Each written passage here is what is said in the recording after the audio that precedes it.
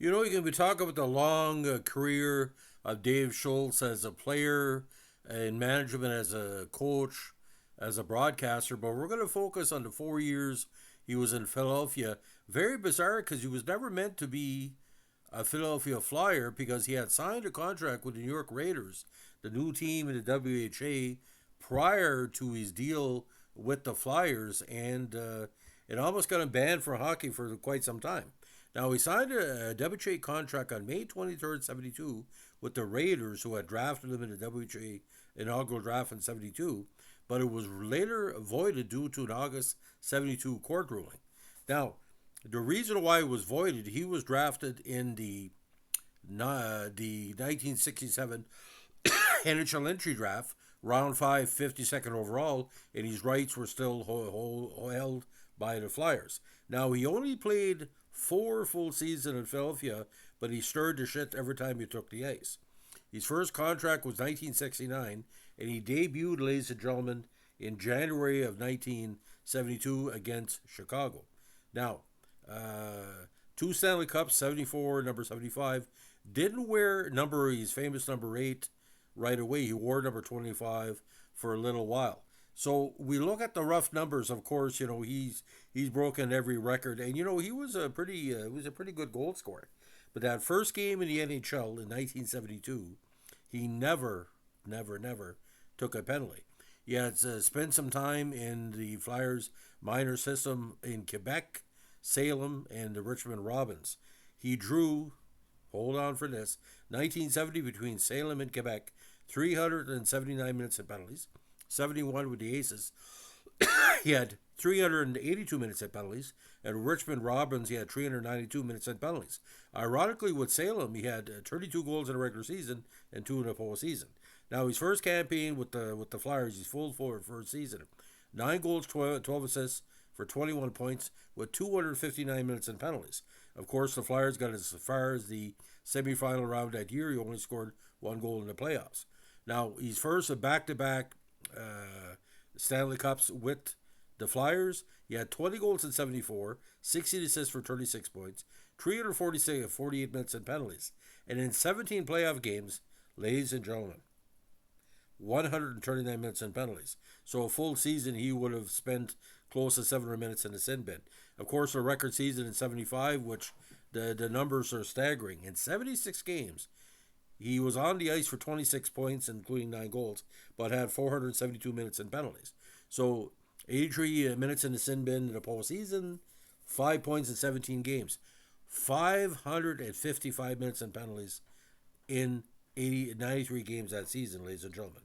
1976, 13 goals, 19 assists for 32 points, 307 minutes in penalties, 2 goals and 2 assists for 4 points in 16 playoff contests, 90 minutes in penalties. Now, what did this mean for the Flyers when he was in, not seeing a main enforcer, but he broke it broke a lot of records. The 472 minutes in penalties remain a 1 season penalty minutes record. Most playoff penalty minutes in one campaign, 139 and 74, and 116 minutes in penalties in one playoff series in 1976. That was, of course, where Brian Glennie was either raped or almost murdered on the ice by the Broad Street Bullies. 363 minutes in penalties in the postseason. Now, 135 again in 74. Now, the guy called the Hammer wrote a very interesting book about his life in hockey, which was called Hammer Confessions of a Hockey Enforcer in 1981. Ironically, I don't know if it was before or after, but he was represented by Alan Eagleson when he entered the NHL full time in '72. So I don't know if Eagleson tried to get the best out of him. Signing with the Raiders was impossible. Now, he was very busy in management, very busy in coaching, especially in the ACHL and also in the Philadelphia RHI roller hockey squad. Now, I saw him play at the height of his powers, and he wasn't a bad player. He just basically was dropping the gloves at a drop of a hat. But you got to understand, the Flyers of that year, they had Selesky, they had Mad Dog Kelly, they had Andre Dupont, they had McClish, later You had Goodenough later on, Mel Bridgman, Terry Crisp. You had Ed Van Imp, the two Watsons. You know, Reggie Leach and Bobby Clark were as strong as can be. But he had a good defensive style. He could play both sides. But you only saw him half the time, because if the 10-minute rule was more impacted, he would have probably played better, knowing that he was going to get to 10 minutes.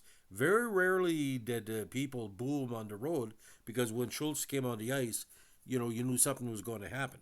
Now, at that time, the WHA had a lot of its enforcers as well, Oglethorpe and Gordy Gallant and a few others.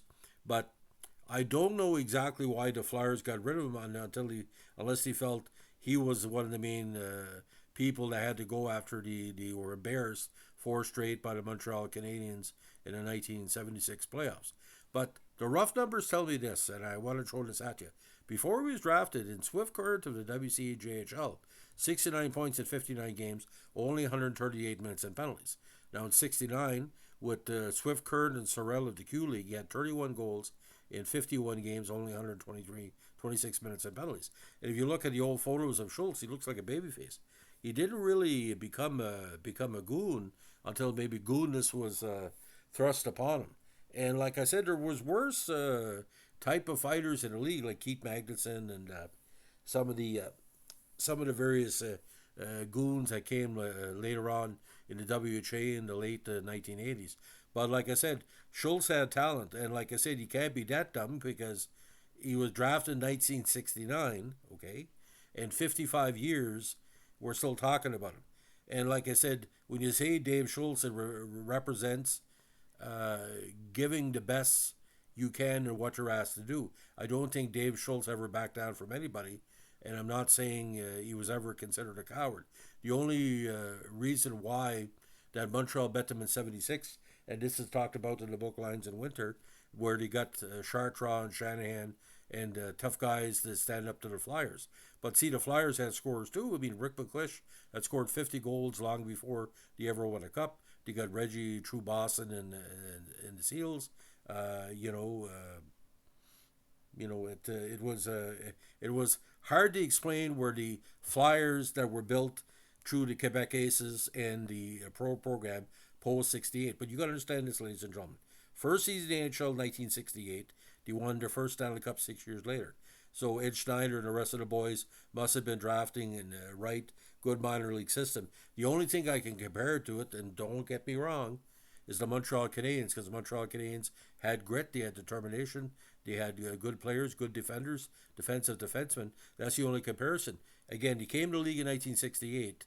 They were Stanley Cup contenders by 73. The way he played Montreal would be strong to beat them in the semifinal, and then they won almost 3 cups. And he would have won more were it not for Boston and Montreal, and the Islanders being slightly stronger. The Flyers were a top 4 team in the NHL from 1973 to the early 80s. So you do the math on that. And that's with or without Schultz. So that's the part story of Dave Schultz years with the Flyers before he moved on to Pittsburgh and LA, in his later career. If you like what you're doing here with our hockey tributes, let us know with a like, comment, subscribe, or share.